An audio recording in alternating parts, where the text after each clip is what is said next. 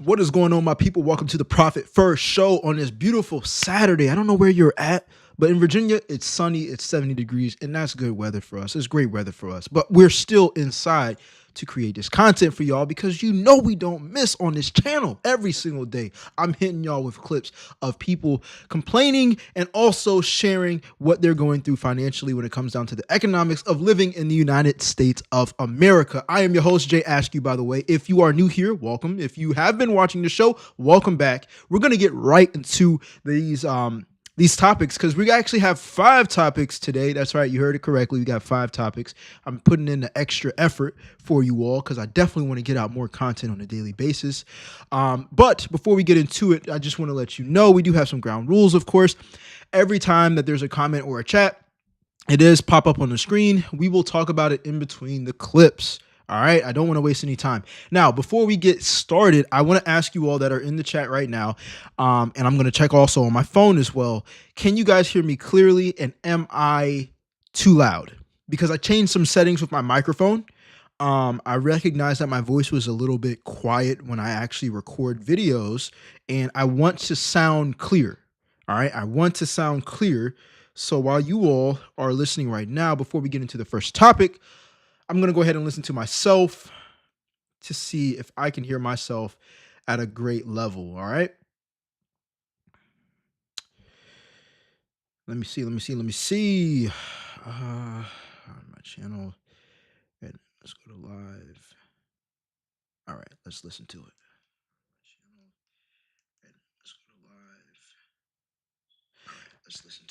All right. Testing 1, 2, 3. Testing 1, 2, 3. This is no auto level gain. We're going to see how that sounds. And this is auto level gain right now. We're going to see how that sounds. And this is auto level gain right now. See how that sounds. And this is auto level gain right now. See how that sounds. All right, guys. I don't really hear a difference, but we're going to go ahead and move forward with it. I do see some of the things I could change, I guess, but from my part, it does look pretty good.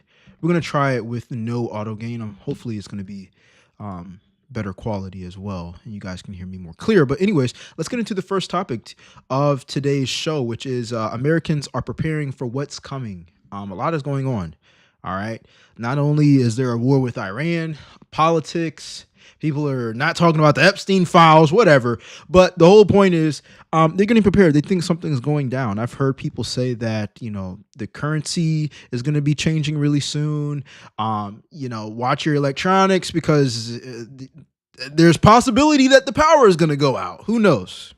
It's a lot of conspiracy going on. But anyways, let's get into it and see what's happening, see what people are saying.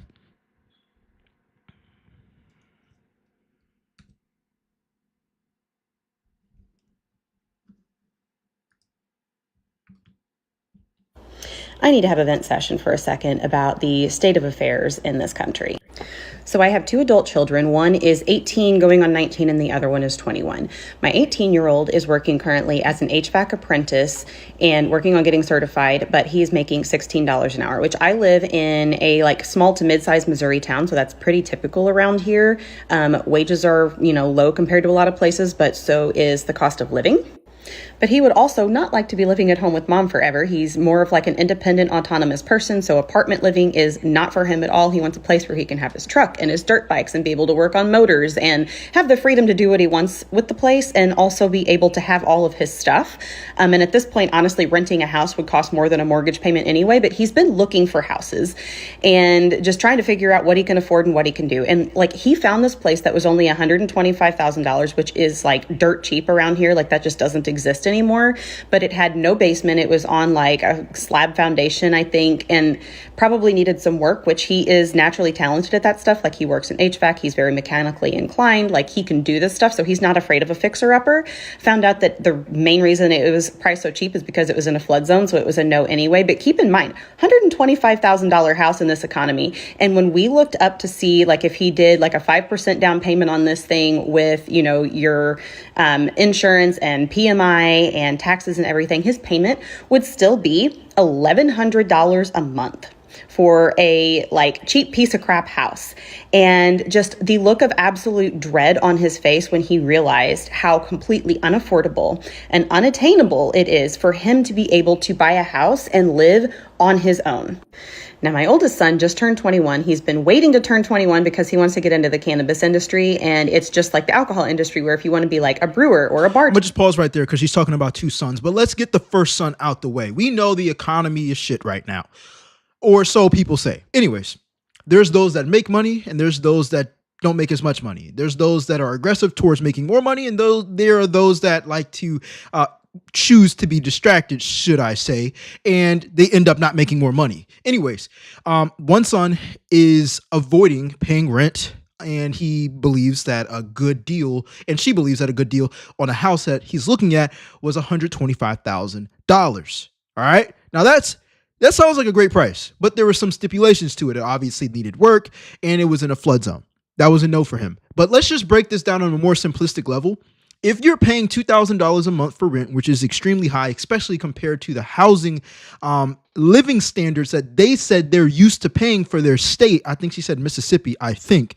But anyways, if you get $2,000 a month for rent, that's $24,000 per year just for rent. You don't have to worry about maintenance fees. You don't have to worry about repairing anything. Even if you're skilled at it, it still costs you time. Most people, we say this all the time, they calculate how much it's going to cost in their wallets, but they don't calculate how much it's going to cost with the time that they have.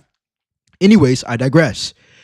Over a 5-year time span and some change, you will eventually pay $125,000 with $2,000 a month rent. But that's 5 years and some change. Imagine how much money and time this person, her son, would save if he were to rent. Because $125,000 ain't going away. And then she's talking about how, his house payments, his mortgage would only be $1,100. We're not including your utilities, which is more expensive when you're living in a house. We're not including the property taxes, which you have to pay when you're living in a house. We're not including the things that are already wrong, which you have to take care of if you want to live in a house and be comfortable. We're not even looking at what could go wrong with the house. We're not even considering how much money is going towards the interest that's owed on the house. So just because, again, people say, well, it's $1,100 for a mortgage for this house that needs work on it, it's so much better than paying rent. By the time you finish paying off that house, most people going to take 20 years to pay that off anyways. $125,000. That's what? Hold on, y'all. I'm going to do the math. If he's paying, let's just say roughly $1,000 a month, 125,000 divided by 1,000. So what, 12 and a half years? If I'm doing that math right, 12 and a half years, bro, you can invest that money. You know what I'm saying? People all use your money to make money. Please, somebody, can somebody, oh my God, can somebody use their money to make more money before we start just buying things? Like just owning things and having 6-digit numbers that you owe besides your name. You have to be 21 in order to do it. So this past week, Thursday, he interviewed for a job with a grower. And just a couple of days ago, he was offered the position and officially accepted it. And in that time, less than a week, we decided to start a war with Iran. And so when he interviewed for the job, gas prices were around $2.50 a gallon where I'm at, and now they are already at $3 a gallon and climbing. So just in the time between when he interviewed for this job and when he accepted this job, gas prices have gone up 50 cents a gallon, and they're not done climbing yet. And this is an issue because this job, there's a lot of dispensaries here in town where if he had, ended up there, he'd probably be a little bit better off. But this was the job opening that was available at the time for him to get into the industry. And it is a farm, which is 30 miles up the interstate from where we live. So now he is going to be driving one way to work 30 miles at a time when gas prices are going through the roof, because we decided it was a good idea to start a completely unwarranted, unjustified, and unnecessary war with. This is something you just can't control. I mean, blame who you want to blame, but it affects everyone. Iran. And I'm now sitting here thinking about my own situation, where my own currently hourly wage is, and considering if I was their age, if I was just starting out. So thinking about buying the same house that I live in right now at its current value, at current interest rates, with the same percent down payment that I paid for this house back in 2017. And I realized that my payment would be double what it currently is. And I, as a 40-year-old woman who has been working for 24 years of my life, could not afford this place on my own. Like at 40 years old, I would need a roommate in order to live in this very modest, like 1,300 square foot, 1968 ranch style home. Like it's not a fancy house by any stretch. It's what most people. It doesn't need to be fancy. If the banks say it's more valuable, it's more valuable. Why? It's almost like saying, like looking at a luxury car and be like, man, they must be rich. No, most people who have luxury cars also borrow money from the banks and they focus on the credit score. And just because they get a $0 down payment, they think they can afford the thing until they have to get hit with the maintenance fees. And then the economy and then your job and prices going up and you're not making money fast enough. This is why we put our money that we work for into vehicles that print money so we can beat the rate of inflation and things like this. Because truth be told, most people just work for the money and then spend the money they work for and then stay on that cycle. And then the prices of things go up and you don't keep up with those hikes because you're really not in control of your income. That's the real problem. That's the real problem, whether you like it or not. I said what I said. Let me know your thoughts on this in the comment section down below. Let's continue. People would consider to be essentially a starter home by today's standards. And I could not afford it on my own on my current wages. So my question is, how the hell are we expecting these young kids to do it? Like for someone to start out, even in my area, in like rural Missouri, they would have to make 30. Okay, so for one, how? This is what I believe. Watch this. I got to get a new chair, first of all, y'all, because this pump keeps going down eventually. But number one, he's making $16 an hour. He doesn't need to be looking at moving out, honestly. That's number one. $16 an hour is roughly like $2,000 a month. That's $24,000 a year. And we're not even talking about taxes. You know what I'm saying? Don't move out. Second of all, if you do move out, have roommates. You don't need to own every single aspect that you think you need. Quote unquote, think you need. Okay? Most people, when they get a house, oh, this is my house. Oh, yeah, this is the trap they want you to be in. Feel like you own something and we really own you. What do they own, Jay? They own your money that you ain't even made yet. You're buying stuff off the money that you believe you're going to have coming in. And then when things don't go your way because success isn't linear, it just doesn't go straight up like that, right? Guess what happens? You start to, man, why is the economy like this? Like, how are we supposed to live? Be smarter. Simple answer, be smarter.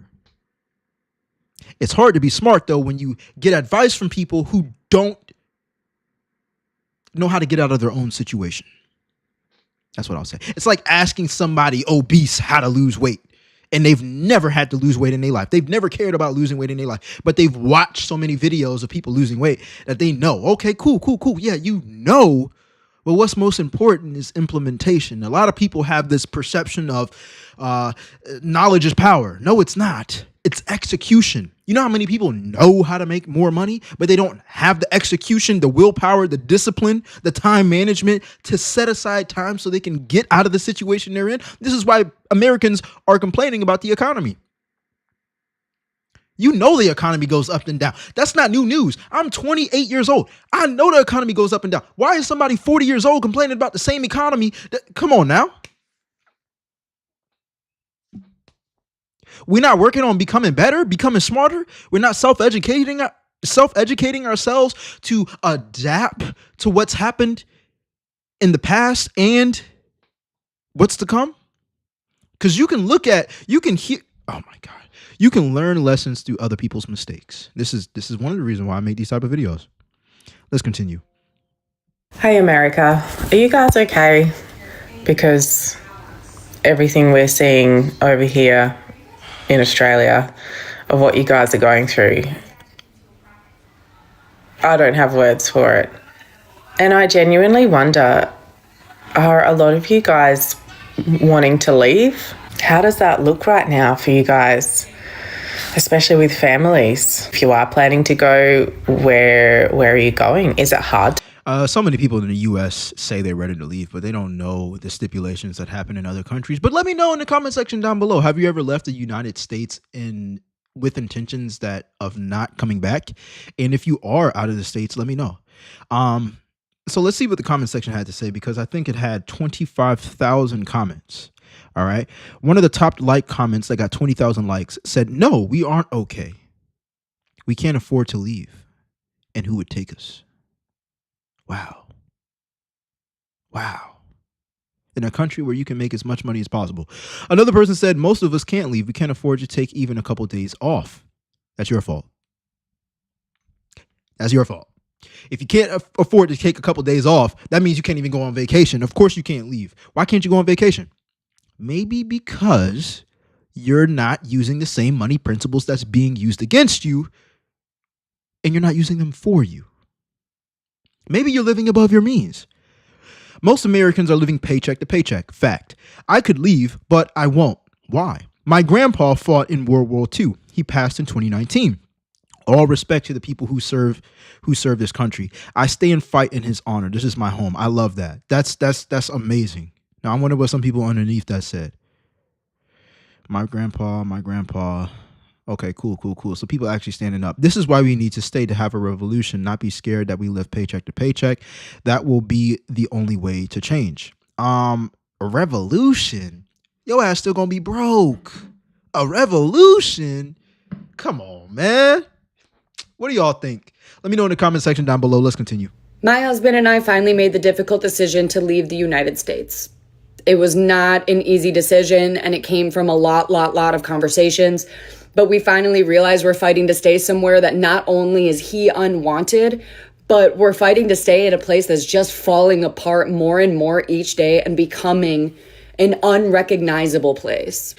That's the world, baby. That's not just the United States. You're not escaping anything when you do that. I mean, if you want to make sure that, something isn't falling apart, I don't know where you should move. Y'all got any suggestions? That's the world. It's corruption in the world everywhere.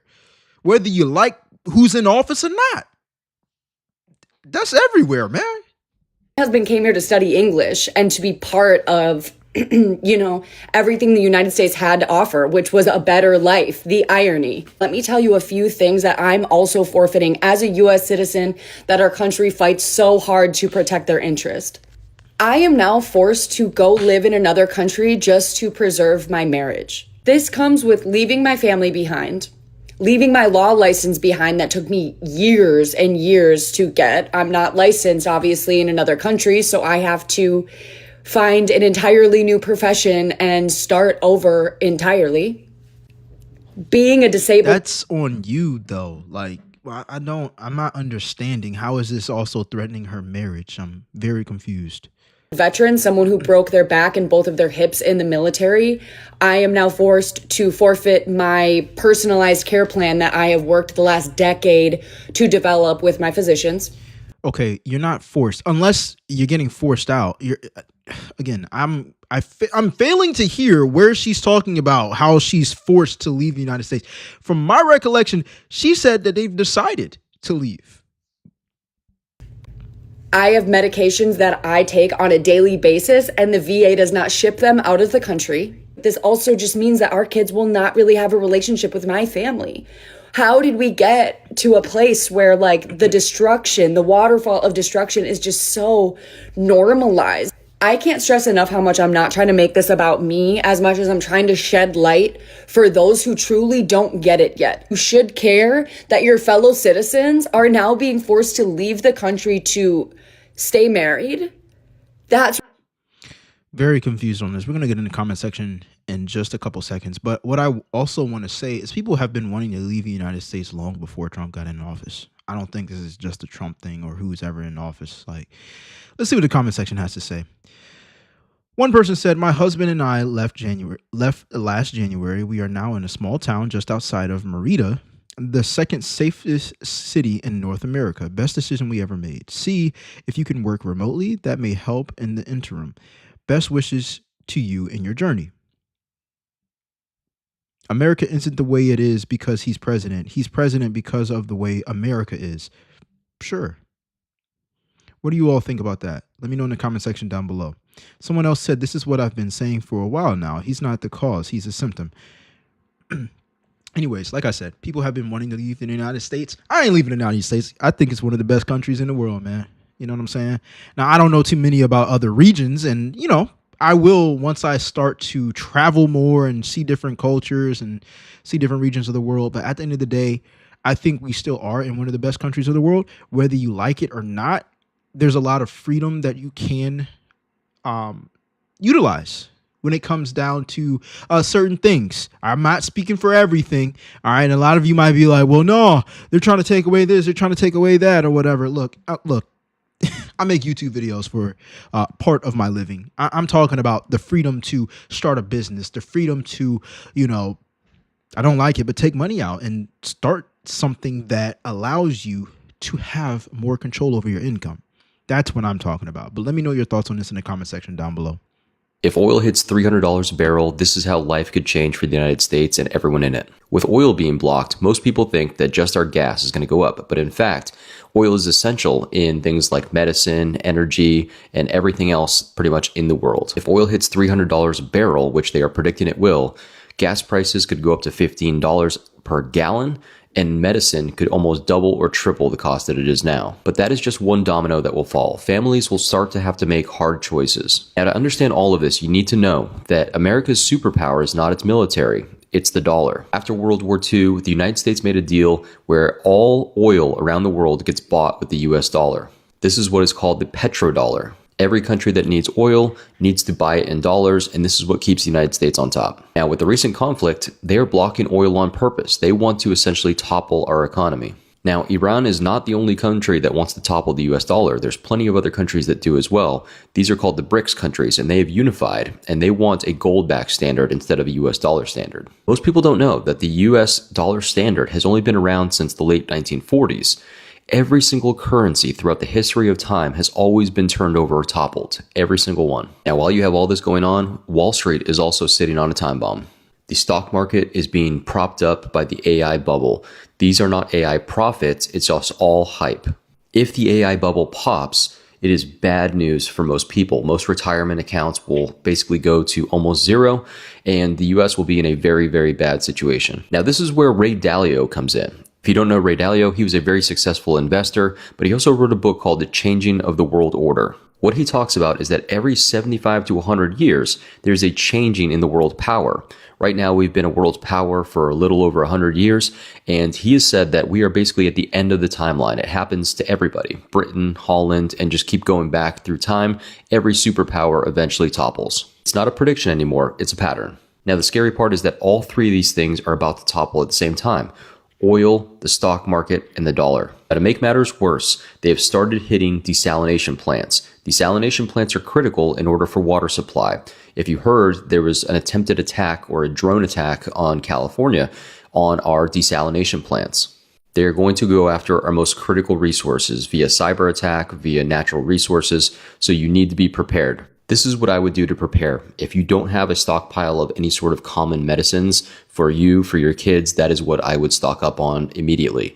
Additionally, get food supplies for the next few months. That is what you're going to need, and get some cash saved away. That vacation that you were thinking about taking, I would double think that, because the prices of AC, air conditioning, are going to go up dramatically. We're going to have a very hot summer here in the United States, and the price of oil is going to go up to $300 a barrel. Now, we use 40% oil to power our energy supply here in the United States.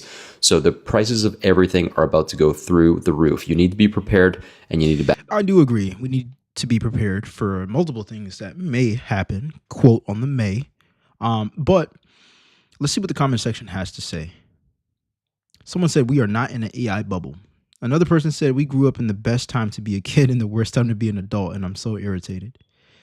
So the way I think about it is, yeah, have your non-perishables. I'm not too much of a survival type of, I got everything I need for the next 6 months, food supply, all this, that, and the third. Will it get that bad? We will find out. You know what I'm saying? I hope that people with less than don't suffer. I do believe that you need to have a savings account. I do believe that people need to be more careful about how they spend and more aggressive off of investing. I don't think that everybody's going to lose their retirement money. I think most people put money into the market and they just don't look at it and they don't care and they hear something's going up and they just throw their money in and hope for the best. We will see, but let me know in the comment section down below. What are your thoughts about this? Do you actually think that it will get that deep when it comes down to this war with Iran and the U.S. economy being hit? Let me know in the comment section down below. Subscribe if you like the content. All right, my people, we're going to go ahead and move into the second topic of today, which is minimum wage, and people are complaining about it. Let's see what's going on. Subscribe if you like the content. Let's go. So Trump has said the minimum work week should be 32 hours, with minimum wage going up to $25 an hour. And he's saying minimum 32 hours because he wants us to have quality family time with our family. He feels like Americans are not spending enough time with their families because they're trying to pay the bills, because they're trying to put food on the table. So if we're working 32 hours, that's 4 days out of the week that we will have to work. And 8 times 25, that's $200. So within 4 days, you already had made $800. Just 4 days alone. That's just for minimum wage. That's the minimum wage amount that he's trying to put out. So just imagine if you was working somewhere else making more and just working 32 hours, how much you're going to be making. I pray this is something that goes into effect. We the people need this. I've been seeing people saying that $25 is not enough, which I think it is enough coming from $7.25. So $25 is a big leap from $7.25. Because just imagine that. $7.25, who's still getting paid $7.25? What can you actually pay? What bills can you actually pay with $7.25? $7.25, that's $58 just for 8 hours. That don't even cover my phone bill. So yes, I hope this does go into effect soon. Well, for one, your phone bill shouldn't be extremely high if you are complaining about minimum wage. Jay, you can't tell me what to get. Okay, don't complain. Second of all, Trump didn't say or advocate for the 32-hour work week and $25 per hour minimum wage. It was Bernie Sanders, I believe. It was another politician. It wasn't Trump. So someone doesn't know how to do their research. Let me actually look that up while we're actually talking about it. But moving forward, I think people are just lazy as hell. Like, I think people don't want to work already. I think people always say, well, it's not enough. And I think the principle within it, don't live above your means, will not get solved if, or won't be taught if they just, $25 an hour. Yeah, and prices are going to go up. Why? Because the minimum wage goes up for businesses in order for them to pay their employees. Well, guess what's going to happen? The prices are going to go up as well.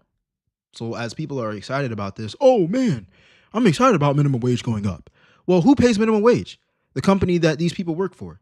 And so guess what? If they have to, by law, pay their employees that much more for doing the same job that they just did, who's going to pay for it? I'm pulling the Uncle Sam right now. You know what I'm saying? It's going to go up for you. Let me look it up. Who was the politician that was an advocate for $25 minimum wage?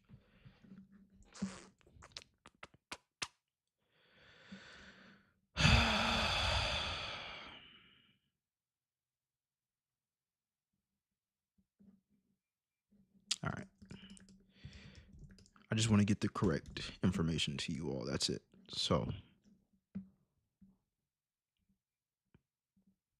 Juliana Stratton, Adam Schiff, Katie Porter, Barbara Lee. I swear it was like Bernie Sanders. Excuse me, Bernie Sanders and Bobby Scott. Yeah. And it was called the Raise the Wage Act of 2025. So it definitely wasn't Trump. All right, let's move forward. Let me know your thoughts in the comment section down below. In 1970, the minimum wage was $1.40. That is $224 a month. However, the average apartment was only $108. So for 48% of your check, you could get an apartment. Fast forward to 2024, the federal minimum wage is $7.25, which is $1,160 a month, but the average apartment is $1,700. You cannot even afford an apartment today. In fact, if you make twice the minimum wage, you cannot afford an apartment in 2024. If you want to know what it was like growing up in 1970, the average apartment today should be $556. Millennials and Gen Zers, can you imagine how incredible life would be if rent was only $556? Imagine how incredible it would also be if those people, yes, I get it, you can't live on minimum wage. Okay. Some money is better than no money. All right. Do you know how many people actually came from harsher conditions and were able to make something of themselves as far as getting out of generational poverty or whatever people call it, a generational curse of not having enough? Okay. You know how many programs there are out there that people take advantage of because the government gives them money and they take advantage of it? More money doesn't mean that they're solving a problem. It can actually be the start of a new problem. More money, more problems. All right. Number two, can you imagine how crazy it would be if people actually lived way below their means, even if they were making minimum wage? All right. And came together, not buy the newest cars, invest their tax money, pay themselves first, continue educating themselves, buying books, listening to audiobooks, watching YouTube videos that taught them financial literacy. What I see right now is numbers that we can't control. I choose to focus on what we can. But let's look back to 1970 at the median household income. It was $8,700 and the median house price was just $17,000. So just 2 times the yearly salary. Fast forward to today, median household income, $85,000, median house, $400,000. That is 4.7 times. If you want to know what it was like in 1970, the average house today should be $170,000. That word should disturbs me a little bit. It just gives me the ick. You know what I'm saying? Oh, it should be this. It should be that. Okay, well, guess what? You're not listening to prices. You're not making the prices. You know what I'm saying? You're looking at it and being like, yay or nay. You know, it's like going grocery shopping. You look at the item like, man, why is it $5? You know, the other month it was like $2. I ain't gonna buy it this time. You can't control that. You can either buy or not buy. And if they want to incentivize you to get these type of things, then they'll lower it based on the economy. But let me be clear. Just because most people are struggling about or struggling with their money doesn't mean that you have to stay in that same category. You don't have to. This is why I love traveling, even if it's to a different state. Just seeing where there are other people that have way more money than me and access to certain things than me. It's not necessarily that I want those things. It's that it gives me a different perspective. It's like, man, this area that I'm living in is so much smaller compared to how big this world is. That's the way I see it. A lot of people have a rotten perspective about it. Oh, as soon as they see somebody nice with somebody with certain things that are nicer than them, oh, they think they're better. Oh, they must not pay taxes. Oh, capitalism. I don't look at it like that, man. They always have something to complain about, don't they? I'm not looking at numbers I can't control. Facts. I'm looking at the numbers I already control and seeing how I can benefit from it. Facts. Which is fair, which would help everyone get into a house and the American dream would still be alive. So yes, things are always difficult for every generation, but it is significantly harder for millennials and Gen Zers. So boomers, let's stop beefing with each other and let's see how we can help the millennials and Gen Zers have a break. Yeah, but when you struggle, you also come out with more strength. You can't build strength without struggle. That's facts. How do you think people build muscle? They struggle physically more than others that don't work out. And that's exactly why they have results that others will never get, because they're not willing to go through the larger struggle. A lot of people want to be comfortable. A lot of people want to sit on a couch. A lot of people don't want to take 10,000 steps. They don't want to go to the gym 5 days a week. They want to get off of the clock off of work and then they just watch Netflix. Guess what? They're settling for a certain type of lifestyle. And then when those that work their ass off and work out end up being in better physical shape and possibly living longer and having more money, guess who complains? the people who haven't done the work. Future. Derek, can you tell the class what you just told me? How much would minimum wage need to be today to match the home buying power of boomers getting minimum wage in the 1970s? My guess was $35. Okay, what's the answer? $66. That is diabolical. We don't stand a chance, you guys. We're screwed. So again, putting your money into assets. And yes, you do have to be aggressive with it these days. This is the world we live in. You either don't do it and suffer and learn how to do it, suffer, but you're still going to come out with a greater result than the person that doesn't even give it a chance. At the end of the day, we know using your time at a job, getting paid hourly or whatever is not going to be the end all be all with you living a quote unquote comfortable life. The comment section, a lot of people liked this one comment, got 83,000 likes. Someone said the minimum wage converted to an annual salary is $137,000, by the way. Boomers had it so easy. Now, y'all have never heard that phrase come out my mouth. Boomers had it easy or whatever. I ain't got no beef with boomers. I actually didn't even know what a damn boomer was. You know what I'm saying? I had to look it up before I even made this clip because I was like, what is the age range of a boomer? It's like people in their, I think, like mid 60s to 70s or whatever, bro. I don't care if they had it easier. I don't care if they didn't have it easier. What we can only control is right now. Why do people always want to look at the past? You weren't even born back then. And some of us weren't born back then. And it's like, yo, oh man, they had it easier. Okay, and what are you about to do with the life that you was given? My grandpa worked 60-hour weeks for one summer and bought a whole house with it. Congratulations. You don't live in a world like that no more.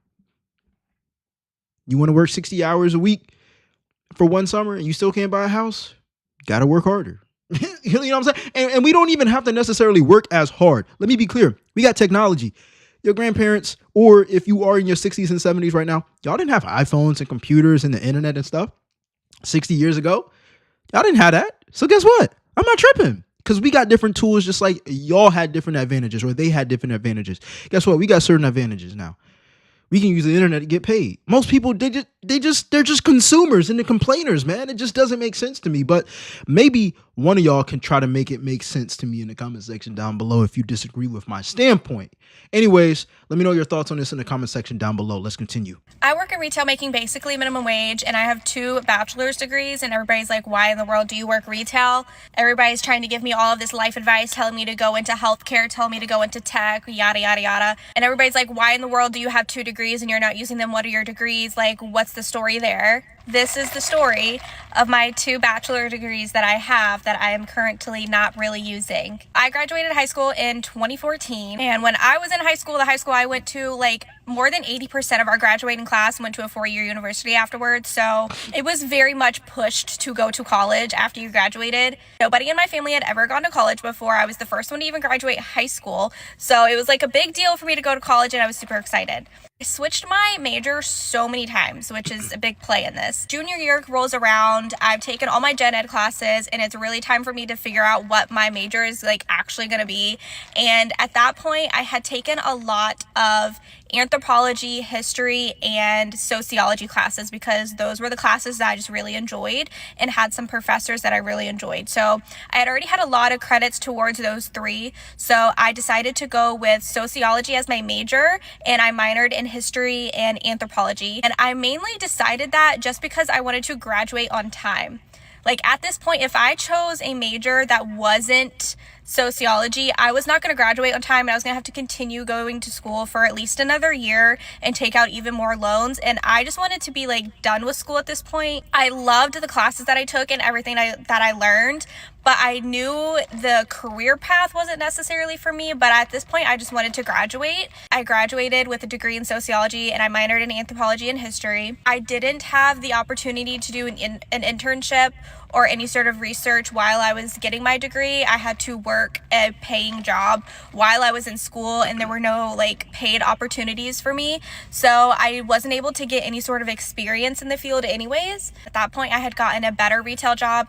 I was making like double minimum wage in North Carolina. I was doing well, like my own apartment. I was living with my boyfriend. I had a decently paying job for North Carolina standards in retail. So I was doing like okay. So I was like, let me just take a break. Like, I've been in school for a million years. Let me just take a break and chill for a sec and figure out what I want to do. 2020 hits, and of course, COVID happens. Everybody and the mother decided to go back to school. Most people went back and did their masters, but I didn't really want to get my master's in anything like sociology related. So as I was looking into it, I found the program through SNHU, and you can get your degree online. It's fully online.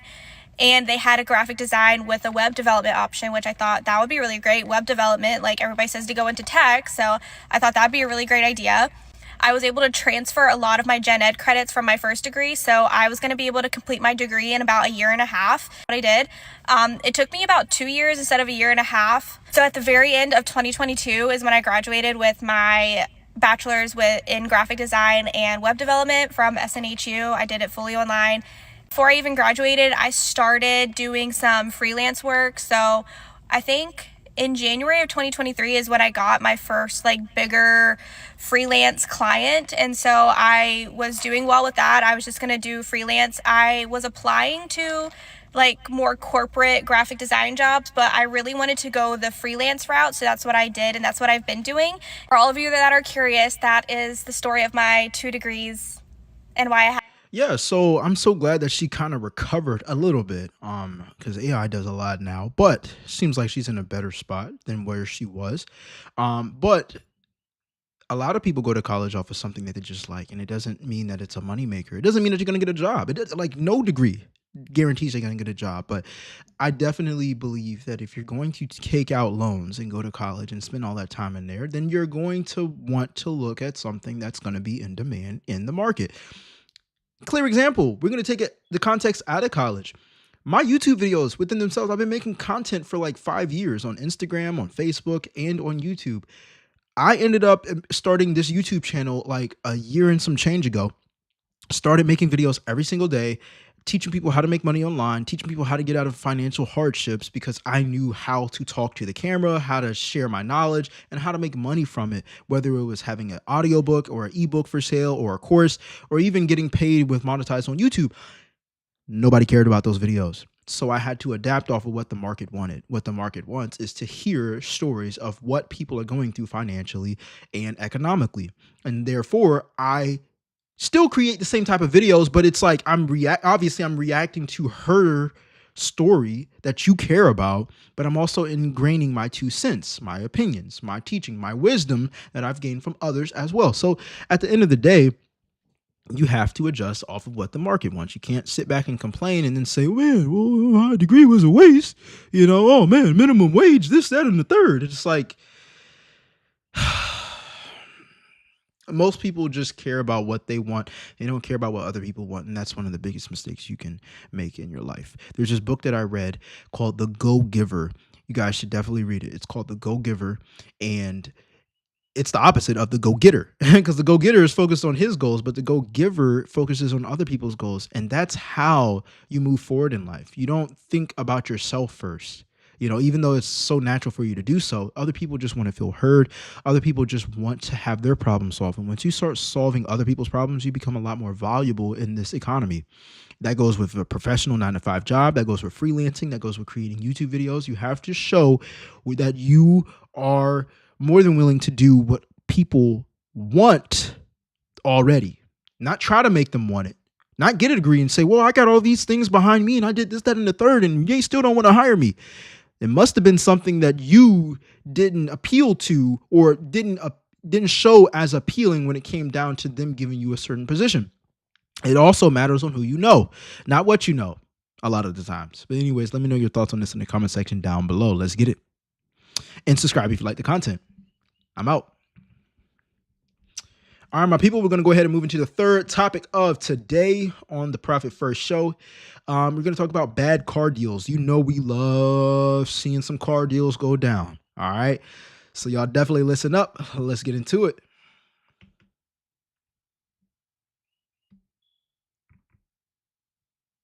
We are at CarMax today. I'm going to try to see what they would give me for my car if I was to sell it to them. I did get a quote through Carvana already, but I wanted to try here too. We are not bringing 2 cars to Alaska. That's why I'm going to sell mine and we're going to keep Dylan's. I am very sad though because this is the longest standing car that I've had. I've had it for 3 years. I know that's crazy, but I am in a lot of negative equity, so I'm going to have to put a big chunk of change down to sell my car, which sucks, but let's go. Parked too close to the person next to me, so I have to get Theo out from this side. You get out. Hi, how are you? I'm doing well. How are you doing? Good. I just wanted to see what you guys would give me for my car. We are just looking at cars. They say it takes about 30 minutes to keep him busy. So this looks like exactly my car. Wow. I'm only selling it for $22,998. Ah.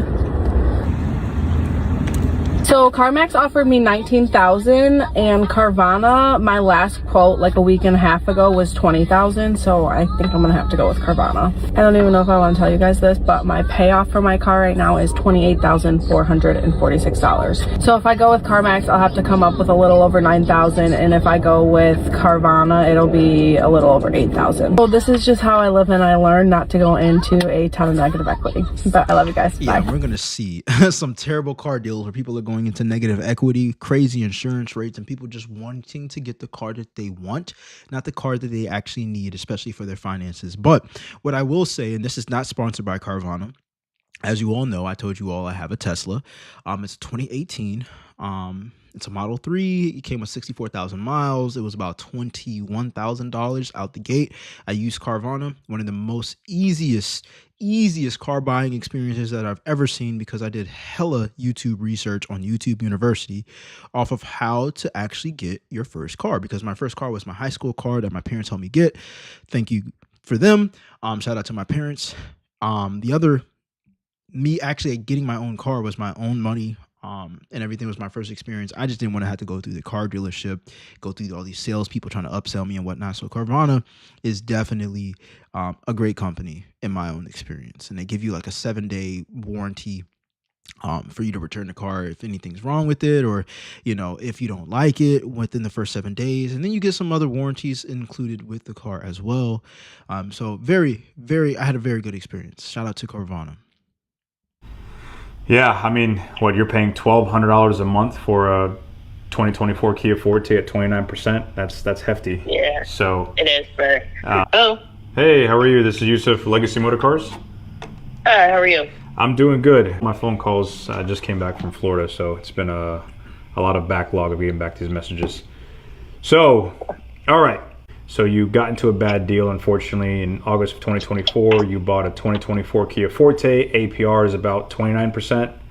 Something like that, yeah. Okay. Your payments are $819 a month. You owe $25,000. You want us to buy it? Is that what you want us to do? The purchase was pretty new, so I know like it's probably not possible, but like whatever is wherever you feel is best, I'll say. How much is your insurance a month? So my insurance a month is like $450. $450 a month?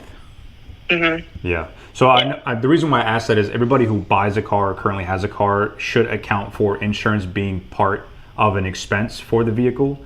And since the Kia Fortes, you know, I don't know if you remember the Kia Boys. I'm pretty sure the 2024. Do you have the turnkey or do you have the push start? The turnkey. Got you. So the reason why the insurance is so expensive is because they'll be easily stolen. So that's why insurance companies, and I even know insurance companies now that don't even insure them anymore. So it's really hard to sell them. So a lot of dealerships aren't buying them per se. What's your credit score?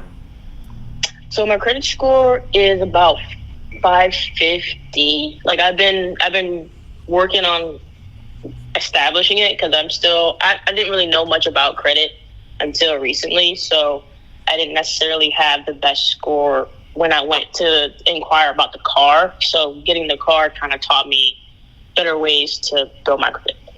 Gotcha. I mean, unfortunately, with a 550 or 500 credit score, there's no option for you. I mean, why is it so low? Do you have late payments? Did you have another repo? What's going on? No, actually. I think I've always been on time with my payments. I honestly have no idea why it's so low. Who's the bank? Global Lending, sir. I mean, unfortunately, there is really nothing you can do. Make about 32 a month, something like that. So you see how this car, I mean, obviously you know, but it's more than a third of your income is going to this car. So I'm sure it's weighing down on you a lot. There's just no way for you out the vehicle. One, you have some negative equity, not that much since it's brand new. How many miles are on the car? A little under 10,000. All right, so, number one, that. Two, you have a really high interest payment, and since you're leveraged up so much, like at $800, I would recommend you paying $300-400 extra a month towards the principal so you can pay it down. But you said that you only make $3,200 a month, so if you're going to pay $1,600 a month, that's going to be almost half your income going towards this car, and that wouldn't be smart just to save on the interest. You don't have a lot of money down, so you can't get into a cash car. It's just very limited. So a lot of people, I like the fact that a lot of people come to me to try to get some advice, and unfortunately, it's just sometimes it is what it is, and there's nothing that I can do. This was the first purchase. Yeah. So, again, in a word of the wise is just next time you try to get into a car, just try to do an insurance quote before you buy the car, and then really assess your credit situation, because that is insane, y'all. $819 per month, 29% interest, $450 a month with insurance. I don't understand why people don't look into how much it's going to cost for them to take care of the insurance for the car. This is one of the things that I did when I got my car, before I got my car, because I'm like, yo, I know an electric vehicle is going to be an arm and a leg if something is wrong with it. But it's also not the newest of the new, which is why I got a 2018. Now, my car insurance right now is like $140 a month. I do use Progressive Snapshot so it can lower the bill. I don't care if they monitor me, cool. You know what I'm saying? I don't be doing too much. I don't be going out to the clubs and any of that. I'm focused anyways. I drive to work. I drive to the gym. I drive to the Sam's Club, and I'm back home. You know what I'm saying? Going out to see my girl, I'm coming back home. You know what I'm saying? At the end of the day, though, people don't average in how much it costs for them to have insurance on top of the car note. The car note is already crazy. It's already crazy. She's forking out $1,200 a month before she even pays extra towards the principals. $1,200 a month was my first apartment's rent. And it wasn't a great apartment, but that also ain't a great car. That's crazy work. What would you all would have done in this scenario? Let me know in the comment section down below.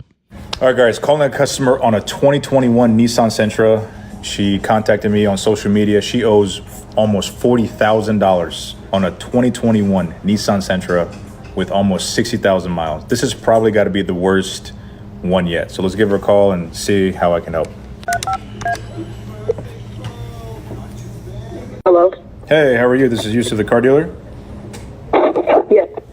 So I'm calling about that 2021 Nissan Sentra that you sent me the information on Instagram. That you said you're trying to get out of it. You don't have a lot of money down. And I just want to kind of help me understand, how was this car $40,000? Did you roll over negative equity? Did you sell it for 40? Kind of help me understand that. Yeah, so I had went to this, it was like an open auction type of thing or something like that. I don't know what it is. It was just people they're from Florida, and they came down to Tampa with used cars, but that are basically relatively new, like newer, like year. And they just decided to, check my credit or whatever. And they decided to see if I got approved for it through my credit. And I guess they took out a loan, or I have no idea what happened. And they just took out a loan from Capital Auto Finance for $40,000. And now when I got the app and everything, and it showed up on my payments and stuff like that, it said that I'm projected to pay off the full $40,000 when the car, it says I have to pay $22 on the actual car. So I guess they added all that extra stuff. So I'm projected to pay it off on 2029. And now I'm stuck paying a car note that's 18%. How much is your car note for the Nissan Sentra?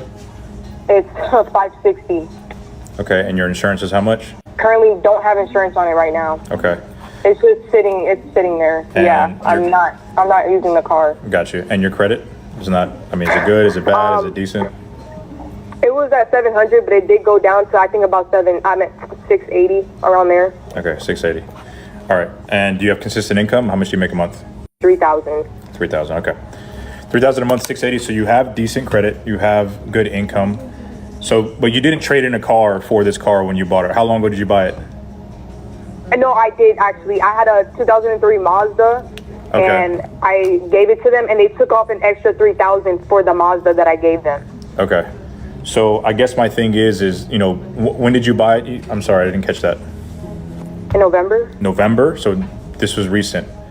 So a 2021 Nissan Sentra with what, 59,000 miles, right? Yes, about that. Yeah. Right. Would retail last November or last year should have been right around like maybe 16, 17. I'm just trying to figure out how we got to, you said $40,000 was the purchase price? They gave me the loan for $40,000, but the car is worth. I went to my bank to try to refinance the car, and they said that the numbers are still a little too high. They said that car is worth about $18,000 in reality. But it says I owe 20, the car is $22,000 I have left to pay off from it. But the loan is, they gave me for $40,000. I got you. So what I'm seeing is from the payoff thing, it says you have $36,000 remaining and you've paid about $4,000 of it, right? And right now the trade-in value for this car is going to be right around $14,000. So you're looking at almost like 20-some thousand in negative equity, right? They give you money back when they did the loan? Like I just don't understand like how they made $10,000-$15,000 profit on you. I have no idea. I don't even know. This is so aggravating, man. I want to figure out like what happened, but she's not knowledgeable in where her money is going. This is exactly what happens to so many Americans and people who make this type of content. It's like, we can't complain about the economy when your own economy, you don't even know where your dollars are going, man. What happened? I really don't know. At this point, I think I'm just going to have to just call Capital and tell them to pick up the car. I don't even know. And I'm going to be stuck with that, right? That bill. Right. Unfortunately, I do not. Okay, so here's the thing, right? With no money down, with a 680 credit score, I will tell you Capital One is one of the better banks where they try to work out financial distress or any sort of financial issues you may have. So you can call them and maybe get like 2 months, maybe 4 months, maybe 6 months of deferred payments or payments cut in half until you get back on your feet. There is no way of you getting out this car without putting money down unless you just tell them to come pick it up, because every car you're going to buy, they're going to need at least $10,000, maybe $15,000 to roll you over into something that they don't have to carry like, you know, $20,000, $25,000 in negative equity. So I'm not going to lie, this is probably the craziest deal I've seen where a car that's worth, you know, $16,000, $17,000 was able to be sold and financed for $40,000. That's insane. This way out of this, yes, would be to return the car. Your credit will get hit. They will sell it at auction for like maybe 14, 15 grand. You'll owe the rest. You can make a payment plan with them. In the meantime, you can just buy a cash car and thug it out until, you know, your credit gets better or you settle that account with them. I mean, how horrible is this in the long run for me? I understand the situation. Yeah, it is crazy. But I don't even know. I'm so young. Like, I don't even know what the fuck happened. Like, how old are you? This is exactly what I mean by self-education. I thank God I ain't never been in a situation, but I've been in situations where I didn't understand how credit worked, how paying the minimum worked on a credit card, how car notes worked, how interest worked, all of this. But all it took was a couple of YouTube videos and reading a few books to understand how banks and how everyone else uses money principles against us, but we don't use it for ourselves at the end of the day. Let's continue. I'm 21. Okay. So. And this is considered my first, actual, I thought I was doing, everything was going good. And I thought I could do something better for myself. And I don't know what they did, but they fucked me over. And now I'm stuck. And I'm like, I don't know.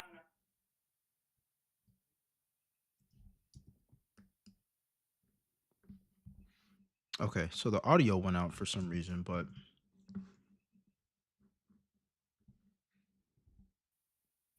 You know, I will say this, maybe this is a lesson that, we're more careful next time on the next deal we choose.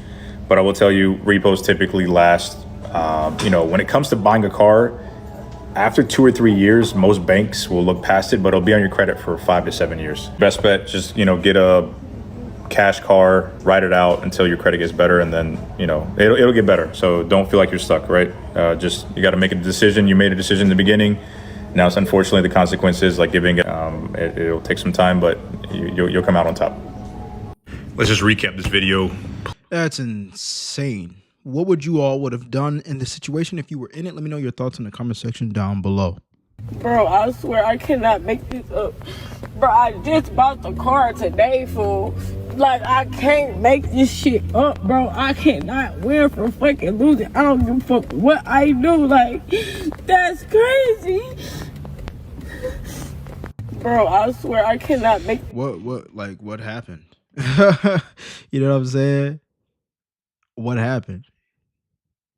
She got a Mercedes Benz. Someone said, I literally just said yesterday that our people will buy a 2007 Mercedes with high mileage over a 2020 Camry, just to say I drive a Benz.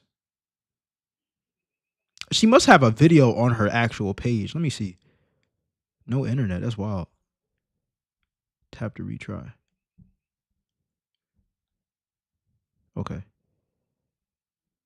I want to find out, y'all. 215,000. Your car won't start, it's your alternator. Matter of fact, it just might be your radiator. Hold on. You can put some water in a little container, pour it in your car, and you can ride around the... Oh, okay. Hold on. That was a whole... Hold on. Man. She said she was going to post a video, y'all. Hey, I'm gonna try to go dumb stupid viral for the not even 20-second clip of me crying. I'll have to get ready with me for bed because I literally forgot about the story time. Don't mind it. I just did that trying to put my drops on. But anyway, so I'm going viral across all platforms, which is crazy. I have a video posted on X, Facebook, Instagram, and Threads. I don't even have a Twitter account.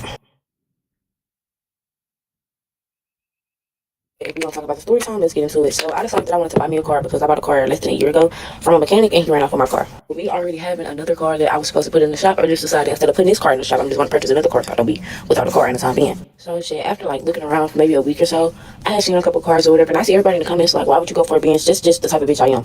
I'd had 3 different Benzes. Okay, we got a BMW on the yard, and I see everybody in the comments like, buy a Honda. We already got a Honda. This is an identity problem right here. She said she can't go without a Benz.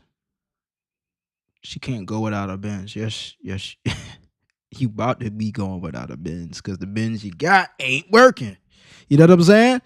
On the yard. I had my money right. I was ready. So I inquired about the car. I talked the guy down like $500-$600.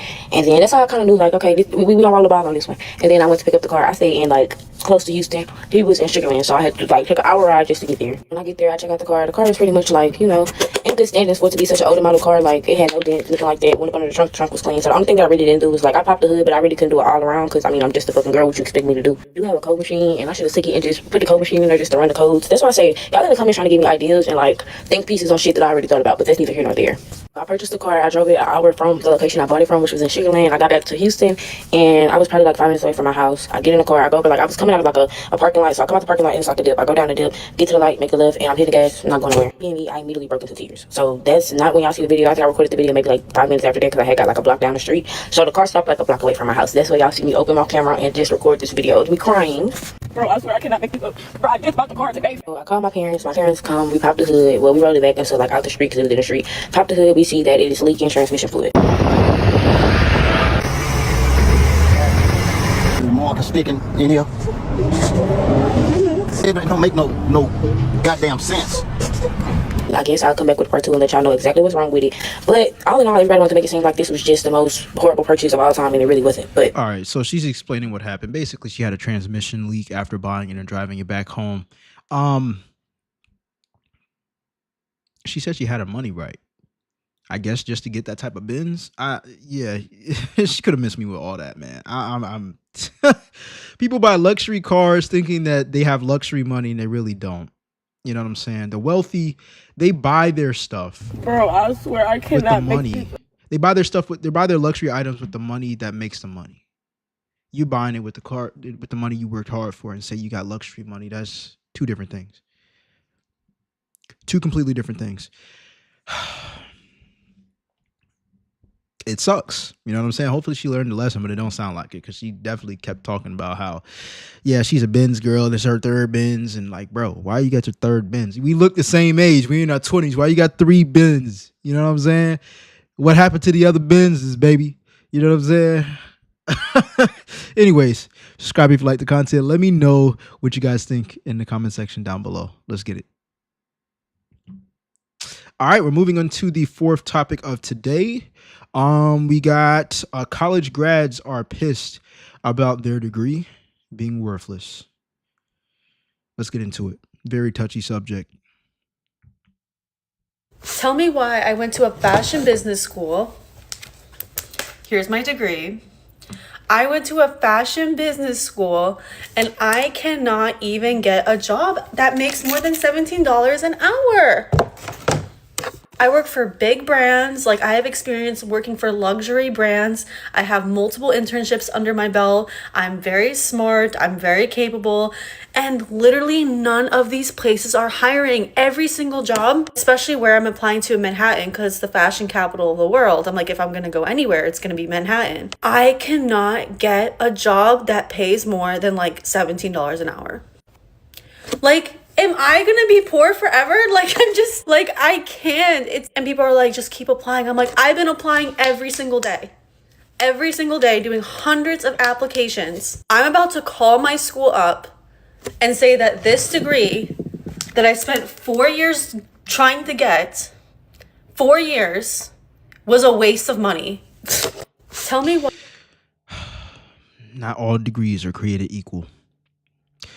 Someone said any degree that is not medical, engineering, accountant, or finance, or IT is worthless. I agree. I'm glad somebody said it. I agree. Now, is it completely worthless? No. I mean, you got a degree behind your back, and there are certain doors that can be opened because you completed your degree. But let's be honest. Did you actually go to college just so you can have certain doors open, just so you can have any type of degree? Or did you actually go because you liked that thing? It sounds like she actually likes fashion. And then she talked about all the things that she's gotten while she was in college, but she's struggling to get above $17 an hour. And in New York, making $17 an hour is crazy. As far as what I've heard, New York is expensive when it comes down to rent and stuff like that. So look, if you're not going to be a greater asset to this economy that we're living in right now, then there's going to be a problem. And don't get me wrong, fashion is important, but is it as important as a medical degree when it comes down to the eyes of the employers? Fashion business school. Someone said fashion business school and then laughed. Just no disrespect to her hard work. But again, people get degrees and they just don't end up thinking about how valuable that is to actual society. That's the truth. Top 10 most useless degrees. Number 10 is archaeology. You're not going to be no Indiana Jones, okay? Number 9 is film. Pick up a camera, you got one on your phone, start filming some shit, watch a bunch of movies, get it together. Like, you don't need to go to school for that. Number 8, history. If it's history, it's in the past. There ain't shit going on with it anymore. Number 7, travel and tourism. Why are you wasting your money learning about this shit and not just going out there and traveling? Number 6, liberal arts. What the fuck does that even mean, liberal arts? Number 5 is dance. Nobody needs to go to school for this. Michael Jackson, Britney Spears, they were all incredible dancers before they could even step foot in a college. They were the most famous dancers, period, in the world. Just start dancing. Number 4 is photography. This is kind of the same thing as film. Take your phone out, start taking pictures, don't waste your money. Number 3 is art. Need I say more? Especially art history. Like, that's fucking useless. Number 2 is theater. Now, as somebody who does theater professionally, let me tell you how this works. You go into the audition room, you shimmy for the director. If they like you, they put you in the show. If not, you go again and try again tomorrow. You don't need a degree to figure this shit out. If you want to teach it, just pretend like you know what you're talking about. You'll go farther than anybody. If you like this list and want more lists about other nonsense, follow me. Leave me a Yo, this guy is hilarious. I'm not gonna hold you, but I agree with everything that he's saying, man. I mean, I have some friends that I went to college with, and they have certain degrees in this, and no disrespect to them or anybody else that has a degree in these type of things, but I don't think any of them are doing exactly what they went to college for. And that's okay. Many people don't, you know what I'm saying? Because they figure out what they actually want to do. They figure out where the money is at. They got different lifestyles. So that's fine. But like when you was in college, you would think that, you know, they went there so they could do that as a professional degree or as a professional career. But a lot of them aren't. Why do people do this? Because they're misled. Oh, go to college, you'll get a good job. Go to college, you'll get more money. Go to college, you'll have a degree behind you and you can always be secure in job security. All of those are lies. Let me know what you think in the comment section down below. What are you studying? I am studying creative writing. Going to a private institution for a degree that typically does not have the best return on investment. But I have a passion for this kind of writing. But so is the degree required? Do you have a degree? Yeah, I have a degree. In? Liberal math. Hey, what can we get into? I don't know. What can you get into? What are you studying? Graphic communications. It's a super basic art degree. Okay, so unemployment. Got it. We built up $75,000 of student loan debt. Say the degree one more time. I study Shakespeare. Okay, Shakespeare. Lovely guy. What are you going to do with that? Well, that's such a complicated question. Oh, no. This is where you just have to say, we come from different worlds. You're not going to understand this. What do you mean? You won't understand like the That's the problem with most people. They're not living in other people's worlds. When it comes down to making money, it's not about how valuable you think you are. It's about how valuable other people perceive you to be. This is why you see people overpaying for things like luxury cars, because they perceive the luxury as being a part of some type of association with who they are, right? And then when it comes down to the economy, people see, oh man, if somebody has a heart attack and somebody knows how to save a life, you're way more valuable than somebody who just can state out history facts. You get what I'm saying? And if you don't, then you're delusional, because in this world, it's not about how much you think you deserve. It's about how valuable you are to the other people that you serve. When you serve people, you become more valuable. A lot of people get degrees because the degree serves them. They think they're more valuable because they're actually following something that they like. I like a lot of things. There's a lot of things I don't do anymore. For example, fixing iPhones. All right, I know an iPhone is valuable to the person that holds the phone and they want their phone fixed. But guess what? It was a bad time trade for the skills that I have now. I know how to communicate now. I can make money 24/7. I can't fix phones 24/7 because I got to sleep. Okay, cool. So even though it's valuable, what's more valuable is creating value that's attainable 24/7. For example, YouTube. I used to be an online fitness coach teaching people how to lose weight and build muscle. That was great. I was making $2,000 to $3,000 per client from people who never even seen me in person but watch my content. That was great. I didn't have to pay for ads. I was on Instagram. Great. I was making good money. Guess what's even better? Not having to do that.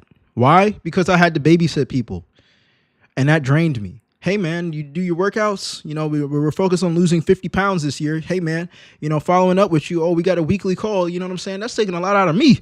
Now I just sit down in a room empty, don't talk to nobody but you guys, which is my actual iPhone, to be honest with you. But we feel that connection, right? And so now I just create videos and it get replayed for however long y'all want to replay it. You know what I'm saying? So at the end of the day, you know, and these videos will pay me infinitely 5 years down the line. You need to become more valuable to society. A lot of people have this misconception of when they think they accomplish something that they deserve better. The world doesn't work that way. And that's exactly that mindset when people say, yeah, you know, every kid deserves a trophy. No, they don't. If you lose, you don't deserve a trophy. Why? Because you lost. And you need to learn how to cope with loss. Otherwise, when you grow up and you become more mature, you end up like these people who talk about, man, I'm on minimum wage and I've worked so hard to get this and I've applied to 200 jobs, but I can't find a job. Why? Because you're doing the bare minimum. You're doing what everybody else is doing. The people who get the results that you don't have aren't doing the same things that you are doing. Otherwise, they'd have the same results that you have. Why do you have the same results over and over again? Because you never change your ways. Like, you know what I'm saying? You want to copy successful people. Look at what the successful do. Success leaves clues. Success leaves clues. I started looking, after being an entrepreneur, man, and getting back into the 9-to-5 industry and being an entrepreneur at the same time, I started to look at successful people in both industries. Oh, this person doesn't feel that comfortable being in this position. They're always educating themselves. Okay, guess what I'm going to do? I'm going to copy them. And I feel uncomfortable sometimes. And I'm like, man, I really don't want to do that. I want to listen to music on the way home. Okay, no. We're going to educate ourselves. So we're always in that learning aspect. I'm going to reprogram my brain. I'm getting deep here. I'm telling y'all exactly how to not have a victim mindset when it comes down to getting success, because you can get it. It's just literally following the same standard operating procedures as the successful people.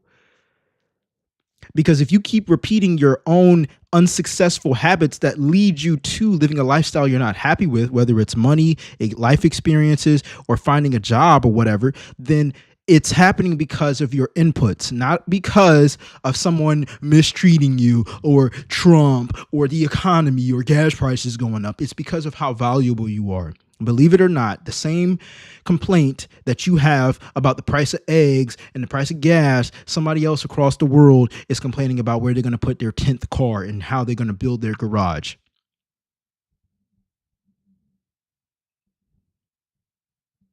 You got to get out of your own head. You have to start changing your environment. You have to start consuming other things that help you think about what's possible more than what's not possible. As soon as I hear somebody talk something and say something negative about what they can't do or what they tried to do, my brain automatically reprograms what I heard and say, man, why did they try? You either are or you aren't.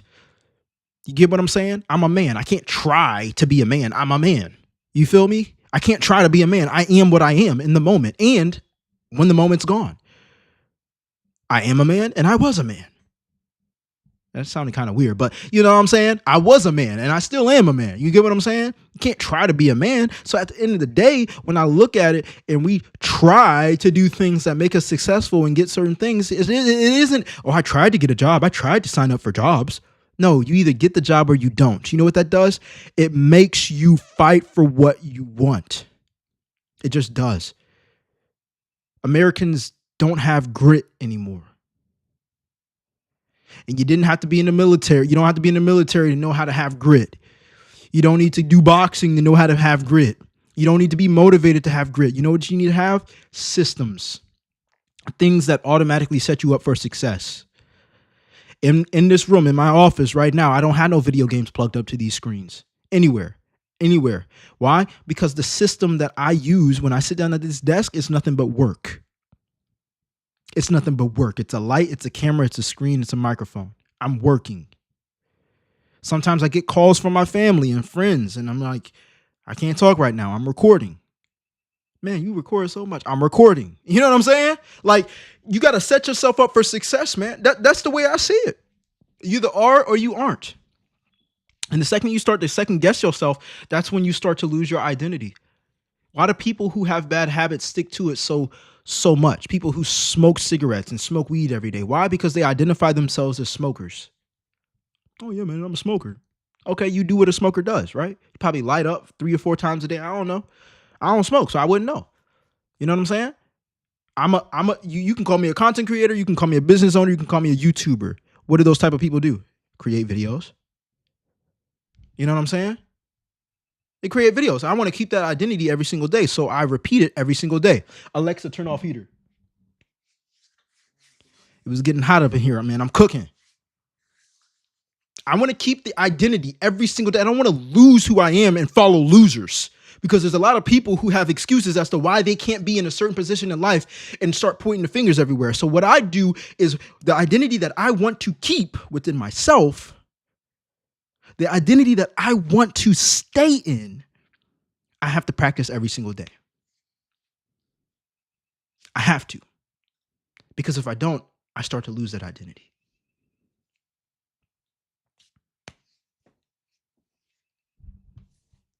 What do you all think? Let me know in the comment section down below. Subscribe if you like the content. Let's get it. All right, my people, we're going to go ahead and move into the next topic, which is the last topic of today's show, which is the MLM schemes. They're coming back, man. It was crazy during COVID, but they're coming back. Let's go ahead and see what people have to say. Subscribe if you like the content. Let me know your thoughts in the comment section down below. Let's get it.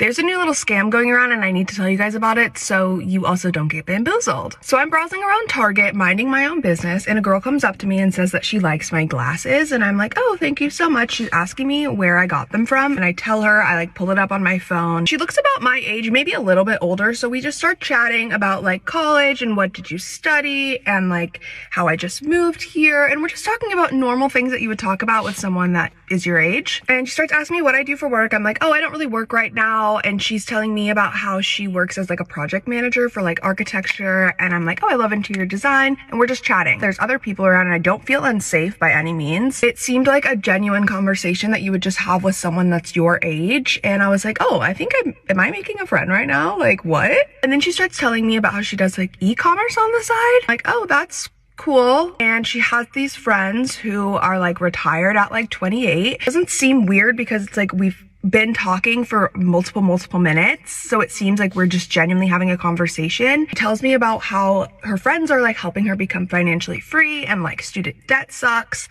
and I'm like, yeah. And I start getting like a little bit confused. It doesn't really go too far into it, and then we start kind of talking about something else, and then she ends up taking my number and we're like, yeah, we should get coffee sometime soon. I walk away from the conversation like kind of thinking that was strange, but not as strange as it really was. She goes on her merry way, I go on mine, and then an hour passes by and I never see her in the store again, but I'm in like the skincare beauty section of Target, and another girl approaches me and says that she likes my glasses. And I would have thought that that was weird because that's exactly what the first girl said, but in between seeing this first girl and the second girl, like 3 different people had said that they liked my glasses, and I wear really chunky frames that are a little unique, so like it's not uncommon for someone to say that. So I say thank you, and then she starts talking to me about school and what I studied and what she's currently studying in school. And again, it's another girl that's around my age. And we start talking about work, and she's telling me how she doesn't want to work for the rest of her life or like work for someone else for the rest of her life. And she actually has these friends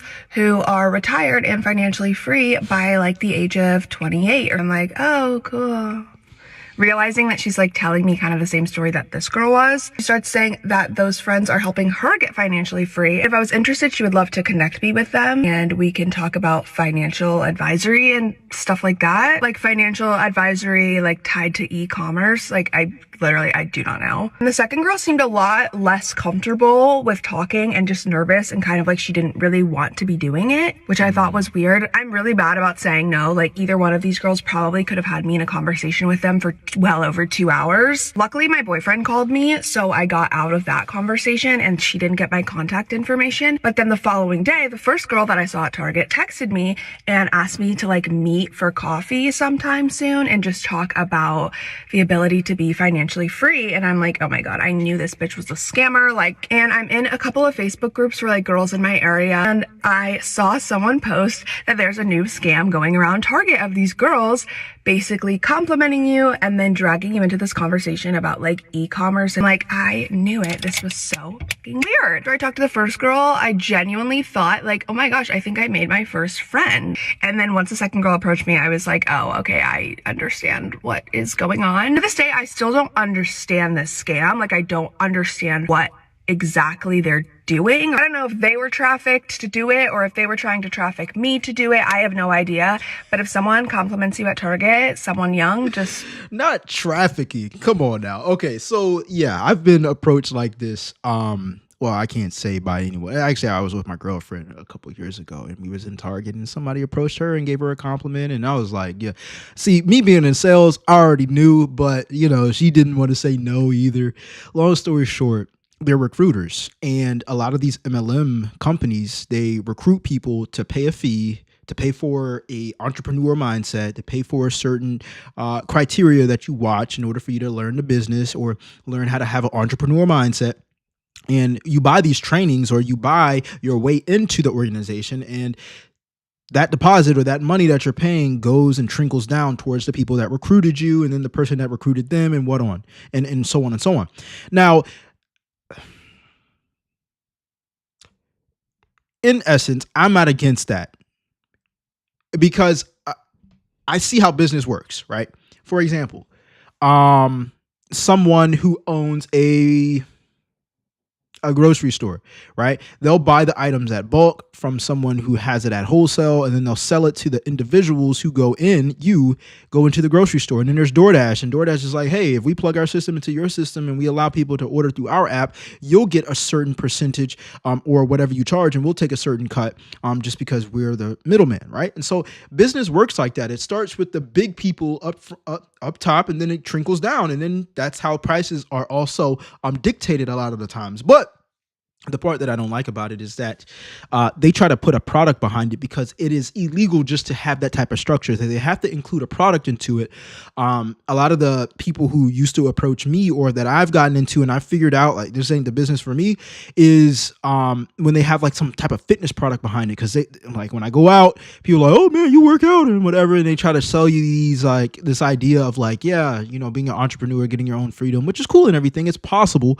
You got to work your ass off and you're not really retired because you are working to keep that income coming in or training people to keep them continuously recruiting people.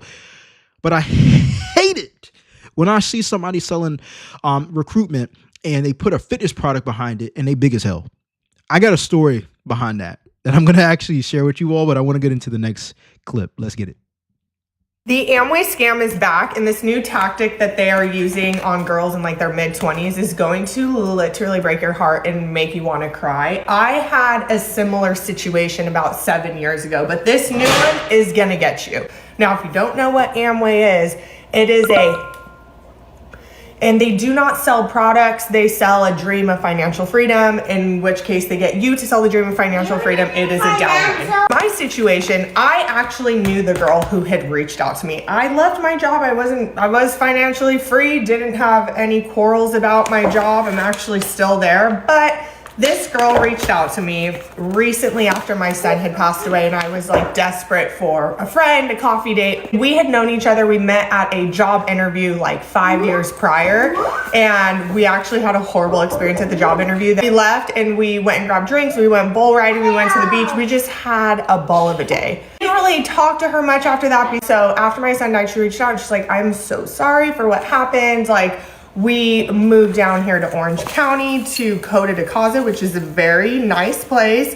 I would love to have you over for coffee. Like, I desperately wanted this. And this girl is cool. She's a cool girl. Now I get over to her house for coffee and she's very empathetic, sympathetic with the situation of my son passing away. And I was like, girl, how are you living in Coda de Casa? Like, this is a legit place.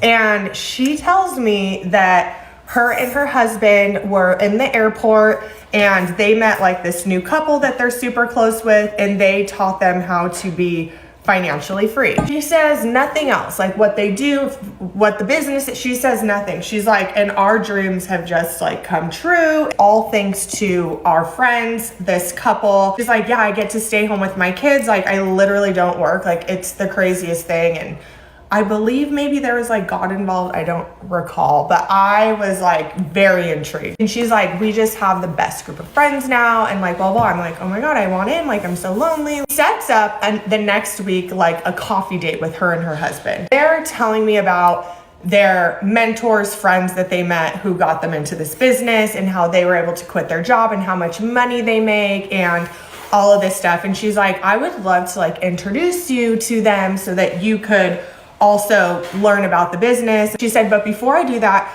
I need you to read this book. Now, I don't read books, so I just went online and Googled whatever the book was that she told me to read. And it was about the good side of multi-level marketing or something. So I was like, okay, well, if all these people are making all this money, like, I'll hear it out. So I meet up with them for coffee once again, and they invite me to go to this event, which was at a high school auditorium, and we had to dress business professional, and that the CEO of such business with no name at the time is gonna come speak. Now, I show up to this high school, and there are at least 1,000, 2,000 people there.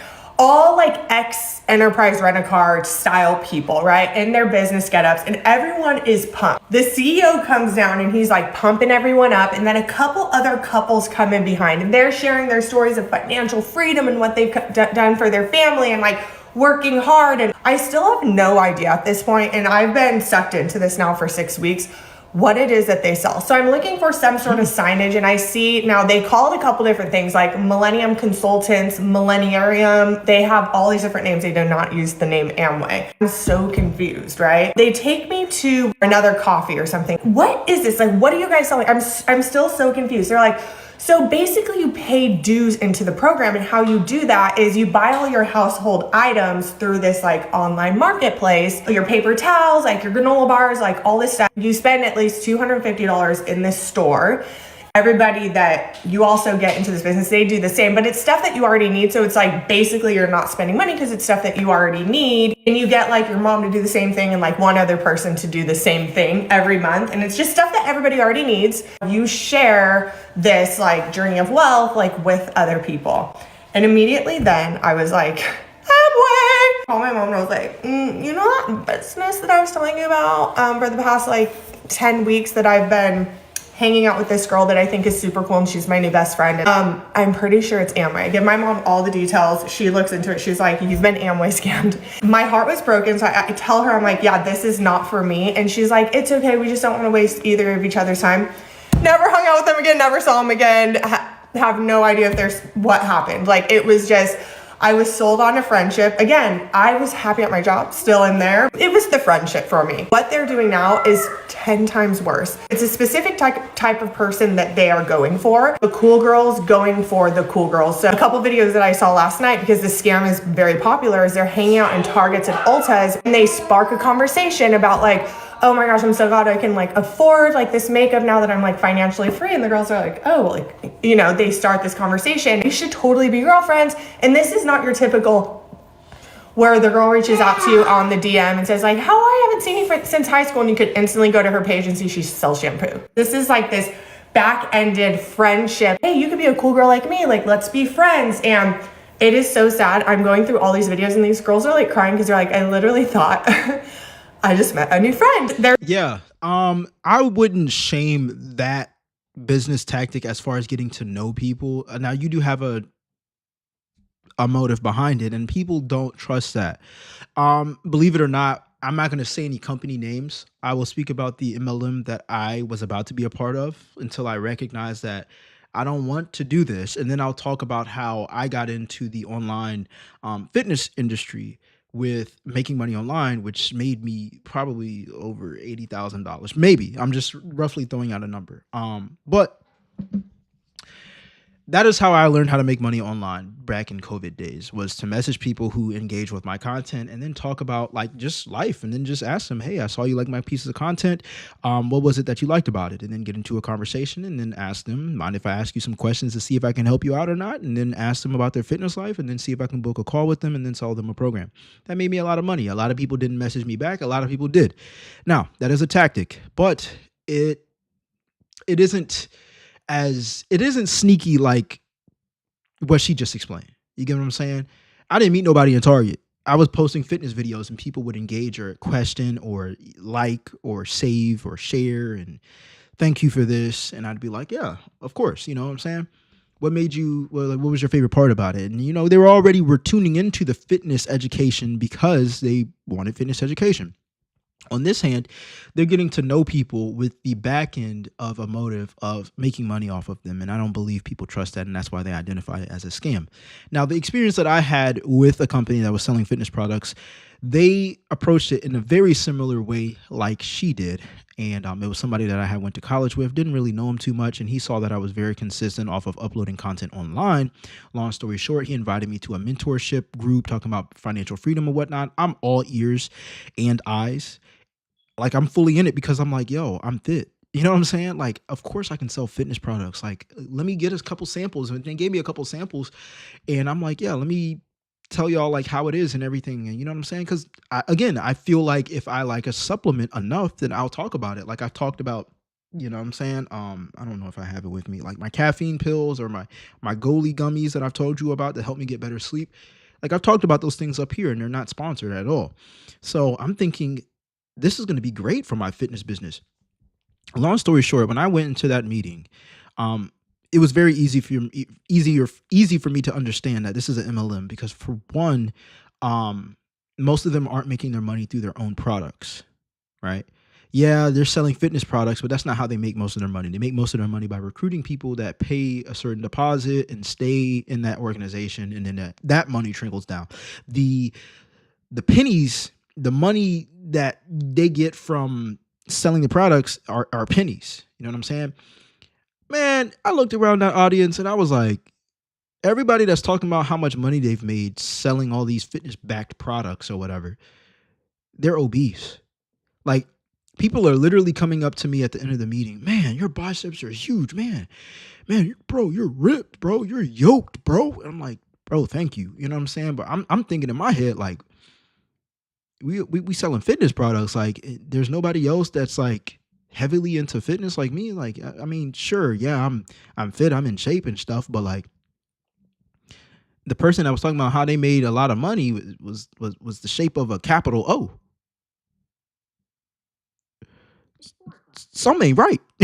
Something ain't right, bro. You not taking the fitness product. You know what I'm saying? You're not putting in the work, you know? And that's when I realized that they were trying to take me for a ride. Yeah, watch these videos. It costs $20. I'm looking at the video because they gave me a couple videos for free. I'm watching the videos and it's talking about entrepreneur mindset and stuff. Man, I can read a book and learn the same information.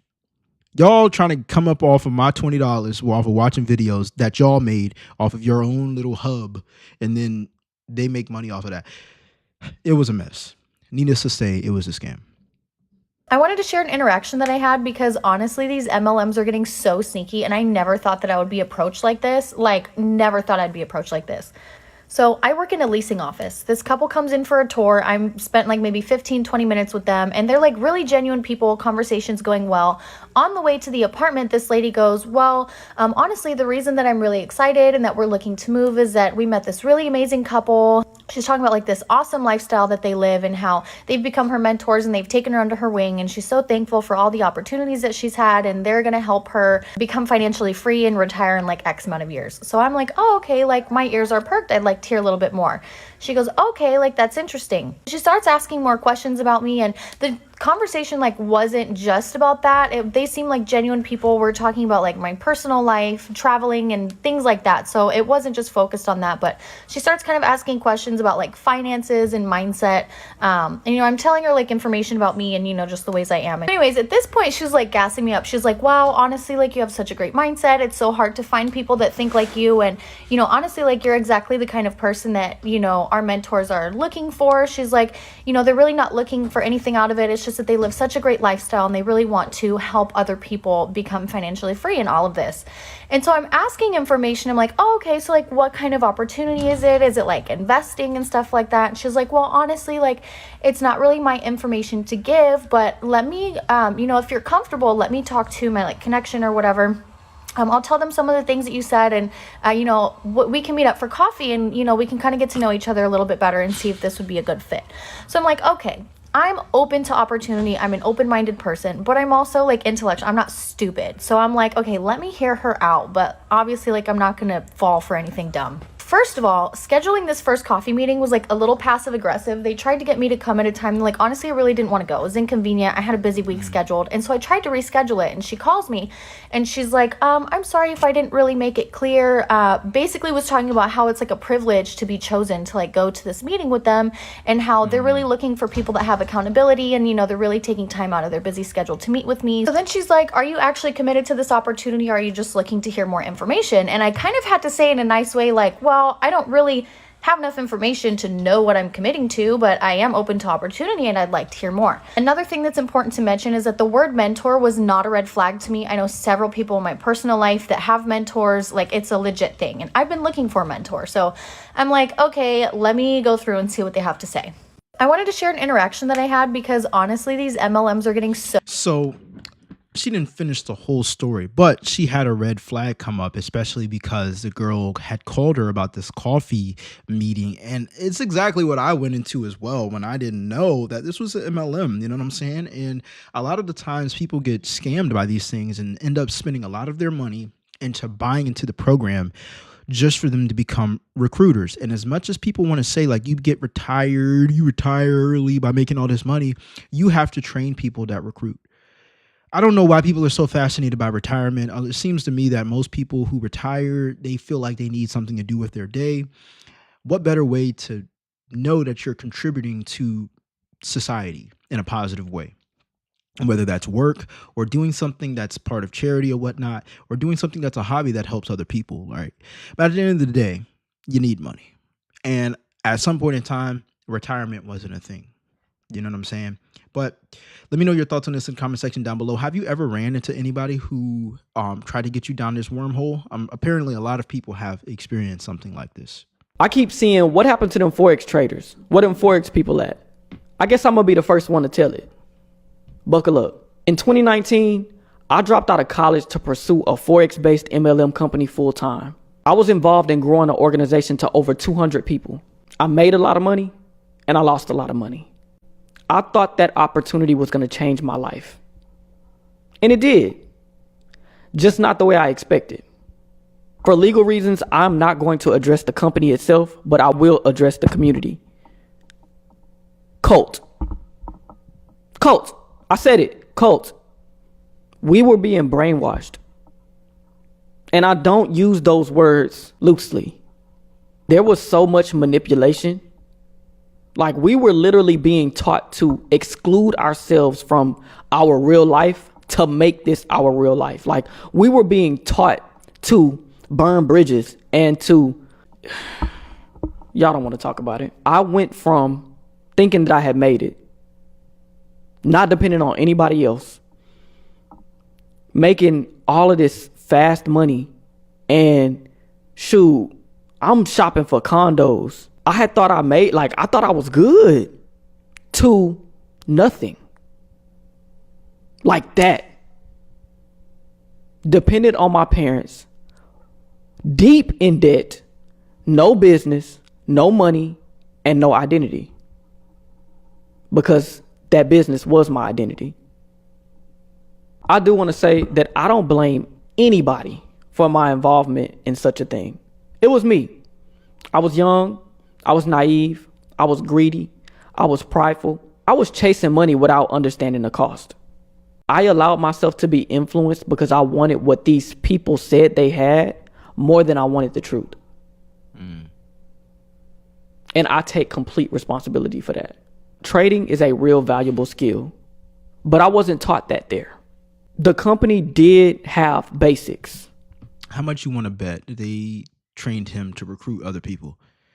Again, a lot of these MLMs back themselves behind a real product, something that people do benefit from, whether it's financial or health-wise. And I'm not saying these products aren't good. I don't know. I haven't tested all the products out there, but a lot of the times they back themselves around something that people know is an opportunity, but the real opportunity that they make the most amount of money from is recruiting. And that's what they want to teach you, because without showing you how to recruit, they're not going to make more money themselves or enough money fast enough.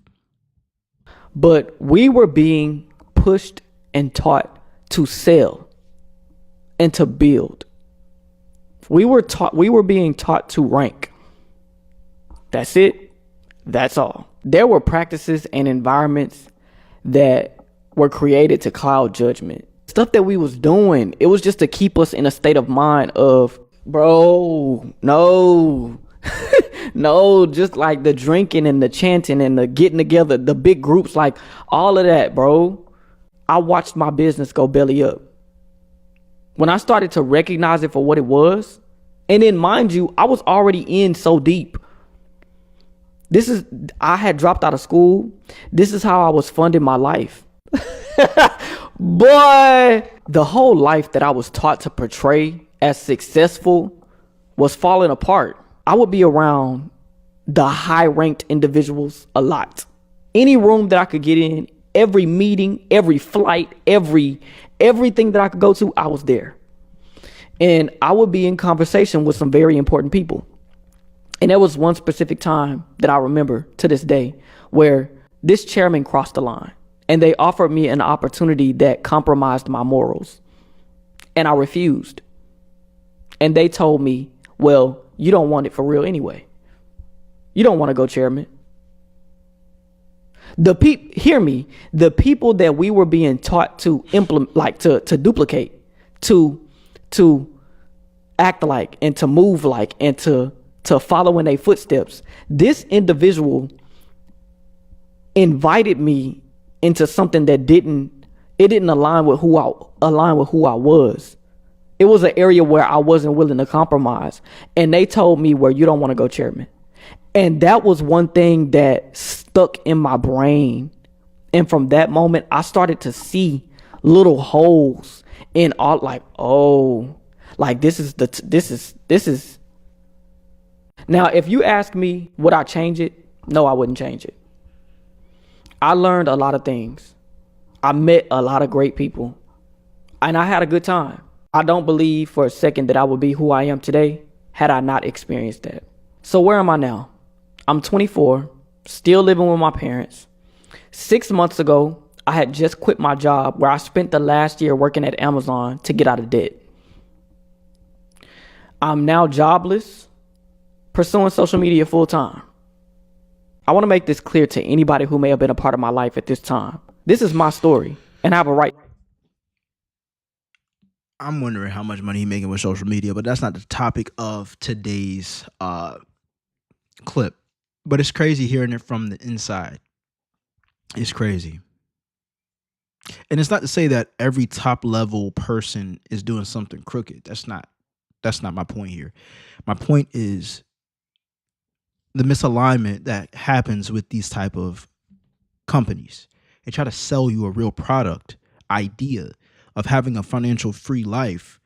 But they know where they're getting most of the money from. And then they throw you the plot twist once you join. Right. And it's like,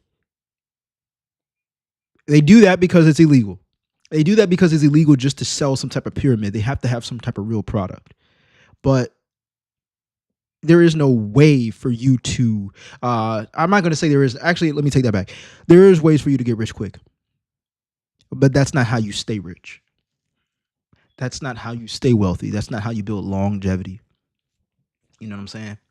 Now, if he ain't making no money with social media, he needs some income. He needs a job. You feel me? But that's just me. That's my opinion. What do you guys think about the situation? Let me know in the comment section down below. I'll see you guys in the next video. Subscribe if you like the content. Let's get it. All right, my people, that is it for today's show. Your boy got to use the bathroom. So I'm going to go. Hope you all have a great weekend. I will see you all tomorrow. I'm out. Peace.